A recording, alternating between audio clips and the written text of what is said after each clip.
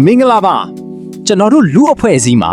ကိုယုံကြည်မှုရှိပါဆိုတဲ့စကားကိုခဏကြားဘူးကြမှာပါဒါပေမဲ့အဲ့ဒီယုံကြည်မှုကလိုရာထက်ပိုသွားတဲ့အခါငါဖြစ်လာတဲ့အခါဘာတွေဖြစ်လာနိုင်မလဲယုံကြည်မှုရှိတာကအောင်မြင်ဖို့အတွက်တွန်းအားဖြစ်စေပေမဲ့ယုံကြည်မှုလွန်ကဲတာ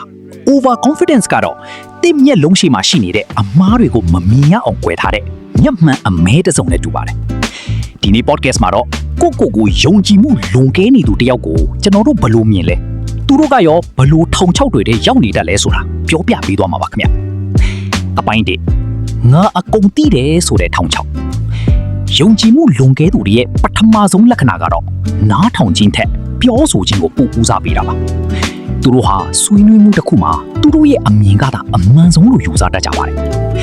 စိတ်ပညာမှာ Dunning-Kruger effect ဆိုတာရှိပါတယ်အဲ့ဒါကဘာလဲဆိုတော့အသိပညာအနည်းငယ်ပဲရှိသေးတဲ့သူဟာသူကိုယ်သူအကုန်သိတယ်လို့ထင်မှတ်ပြီးယုံကြည်မှုတွေအထွတ်အထိပ်ရောက်နေတာမျိုးပါတကယ်ပညာရှင်တွေကြတော့ငါမသိသေးတာတွေအများကြီးရှိပါလားဆိုတာကိုသိလို့ပိုပြီးနှိမ်ချတတ်ကြပါတယ်ဒါကြောင့်ကိုယုံကြည်မှုလွန်ကဲနေသူတယောက်ကိုတွေ့ရင်ကျွန်တော်တို့ပထမဆုံးသတိပြုမိတာကသူတို့ဟာတင်ယူဖို့တကားပိတ်ထားသူတွေဖြစ်နေတာပါပဲအပိုင်းနဲ့ပေးဆက်ရတဲ့တန်ဖိုး The cost of overconfidence ဒါဆိုယုံကြည်မှုလွန်ကဲတာကဘာဖြစ်လဲအောင်မြင်ရင်ပြီးတာပဲမဟုတ်လားလို့မေးစရာရှိပါတယ်ဒါပေမဲ့တကယ်လက်တွေ့မှာတော့မှားယွင်းတဲ့ဆုံးဖြတ်ချက်များသူတစ်ပါးရဲ့ဝေဖန်မှုကိုလက်မခံတဲ့အတွက်လုပ်ငန်းခွင်မှာဖြစ်ဖြစ်လူမှုရေးမှာဖြစ်ဖြစ်ကြီးမားတဲ့အမှားတွေကိုကျူးလွန်မိတတ်ပါတယ်လူမှုရေးအထီးကျန်ခြင်းငါမအမှန်လို့အမြဲလုပ်နေတဲ့သူအနာမှာဘယ်သူမှကြာမနေချင်ကြပါဘူးရေရှည်မှာအရေးချင်းရှိတဲ့အကြံပေးကောင်းတွေမိတ်ဆွေကောင်းတွေဆုံးရှုံးသွားတတ်ပါတယ်တိုးတက်မှုရပ်တန့်ခြင်းကိုဟာအကောင်းဆုံးလို့ထင်နေသူတယောက်ဟာပိုကောင်းအောင်မကြိုးစားတော့ပါဘူးတကယ်တော့ယုံကြည်မှုဆိုတာရေမွေးလို့ပါပဲနည်းနည်းလေးစွတ်ထားရင်ဆွဲဆောင်မှုရှိပြီပဲတပလင်းလုံးလောင်းချလိုက်ရင်တော့ဘီလူတွေအတွက်နှာခေါင်းရှုံစရာဖြစ်သွားတတ်ပါတယ်